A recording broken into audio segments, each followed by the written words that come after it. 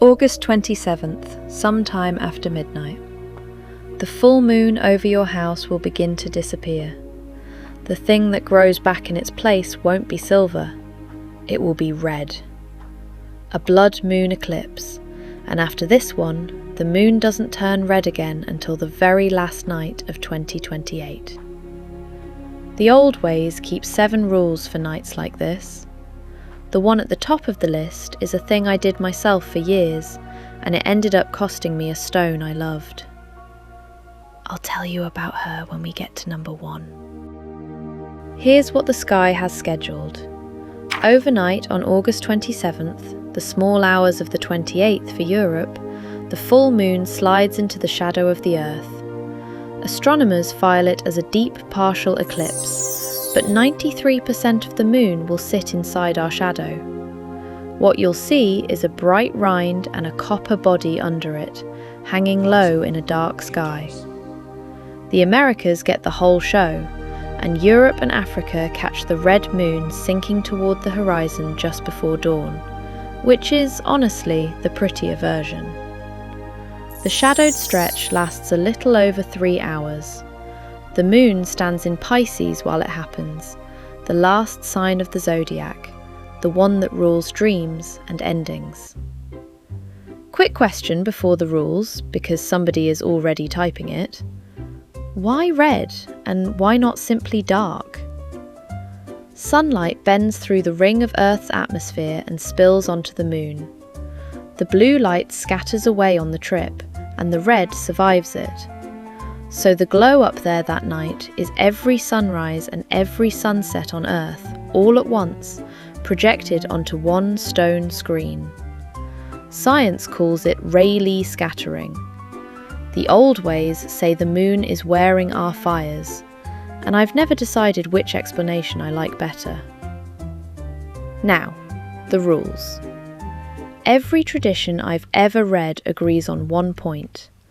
An eclipse is not a bigger full moon, it's a different animal. An ordinary full moon is a celebration. It's the night you charge your tools, fill your jars, and ask for more.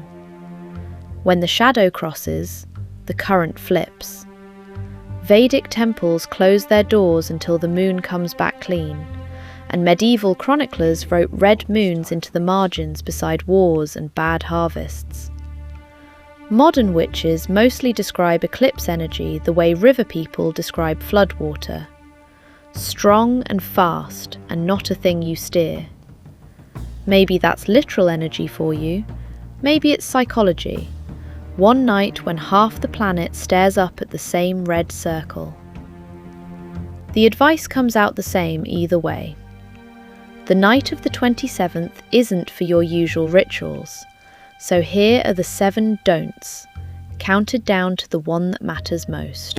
Number 7. Don't start anything new. The launch can wait, the lease can wait, and the first date you've been postponing will survive one more weekend.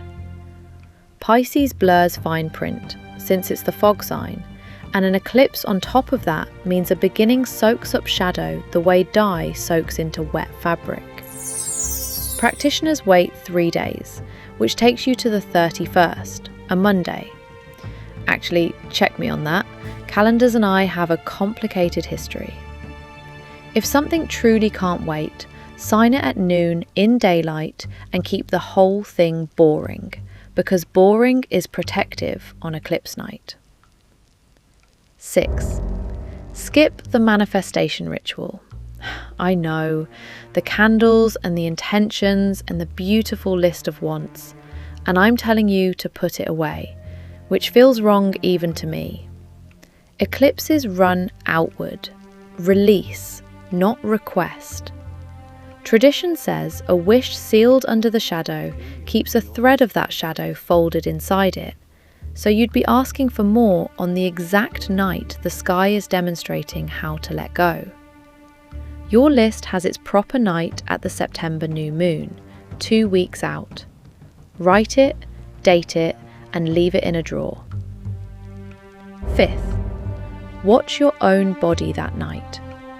Eclipse nights carry a physical reputation: shallow sleep, restless legs, a pulse that won't settle. The old explanation says you're mostly water and the tide maker overhead is wounded. The practitioners I trust put it plainer. The veil is thin, and your skin knows before your mind does. So don't feed the static. Skip the third coffee, put the phone in another room, and stand barefoot on the floor for 1 minute, so the charge has somewhere to drain that isn't you. My grandmother used to call this putting the animal to bed. I still do it on the bad nights. Number 4. Don't have the big conversation. You know the one. The speech you've been rehearsing in the shower all week. The resignation letter with the perfect closing line. The message that starts with, "We need to talk." A Pisces full moon floods everyone's emotional basement, and an eclipse cuts the lights on the way down. Words said under a blood moon have an old reputation for refusing to come back. Not because the moon controls your mouth, because everyone's skin is thinner that night, yours and theirs both. So write every furious word down, put the letter beside your wish list, and read both on Monday. Quick pause, since the question always comes up. Is it actually safe to look at a lunar eclipse? Completely safe. The scary warnings belong to solar eclipses, when you're staring at the sun. This is only moonlight, dimmed and reddened, yours to watch all night if you want it. People always have, and my favourite proof is from 1504. Columbus was stranded on Jamaica with rotting ships and a starving crew, and the local Taino people had reasonably stopped feeding him. He was carrying an almanac, and the almanac promised a total lunar eclipse for the night of February 29th. So he announced that his god would devour the moon in anger. The moon rose and obligingly went red, and the food came back. A red moon does something to the human nervous system, and 5 centuries later it will do the same to yours. Around midnight in the Americas, in the last dark hour before dawn in Europe. 3. No love spells and no money spells, and truly no pulling work of any kind. Folk tradition is blunt here. A binding cast under an eclipse binds crooked, because the current moves too fast to aim. What the old grimoires reserve for eclipse nights is severing work, banishing and cord cutting and endings.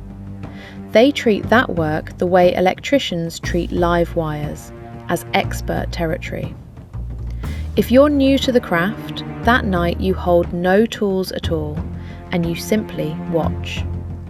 In half the old stories, the witness is the one the night actually came for. Second to last, don't make moon water. On any other full moon, the recipe is the whole quiet charm of the thing. A jar on the sill, moonlight in, cap it by morning. That night, the jar catches the eclipse instead, the static and the endings and the undertow. Some practitioners do bottle eclipse water, but they label it and keep it for banishing only. Scrubbing a threshold after bad company, or washing something cursed on its way out of the house. Nobody has ever given me a straight answer on where that custom started. If last month's jar is still on your windowsill, pour it into the earth that night and thank it. The earth takes these things without complaining. And the big one, number 1, do not charge your crystals in this moonlight. I know how deep the instinct goes, because the windowsill lineup is the first ritual most of us ever learned, and for years I never asked why. Every tradition that talks about eclipses repeats the same sentence, that stones drink whatever the sky is doing. That night, the sky's coming apart. Here is where I tell you about the moonstone. It was my grandmother's, a little oval one she wore on Sundays. And during the eclipse of July 2019, I left it out on the sill, because I assumed more light meant more blessing. It has lived in a shoebox ever since, wrapped in a rubber band that has gone brittle. The stone comes out wrong somehow, and I genuinely can't tell you what wrong means, only that my hand knows it. The old-timers say a crystal charged under a blood moon comes back changed. Loud, restless, off-key. So learn from mine. Some witches quarantine the whole collection for the night. Cloth around the stones, a drawer that stays closed, a bowl upside down over the amethyst like a small roof. The moon can't feed what it can't see. Vedic custom goes further. Gemstones come off the body until the shadow passes, though plain gold and wedding bands have never worried anybody's law. It's the stones that listen. The one exception the old ways allow is the grounders. Black tourmaline, smoky quartz, garnet if you run cold, and pyrite if you want your shield with a little swagger. One in your pocket, none on the sill. If you slip anyway and wake on the 28th to an amethyst that spent the night in red light, don't panic and don't throw anything away. Bury the stone in coarse salt until sunset, or in garden soil for a full day, and let the earth reset what the sky scrambled. The easiest cure was always the oldest one though. While the shadow's up, the windowsill stays empty, and the drawer stays shut. So the usual toolkit is on the bench, and what's left is the good part. 3 things this night is made for.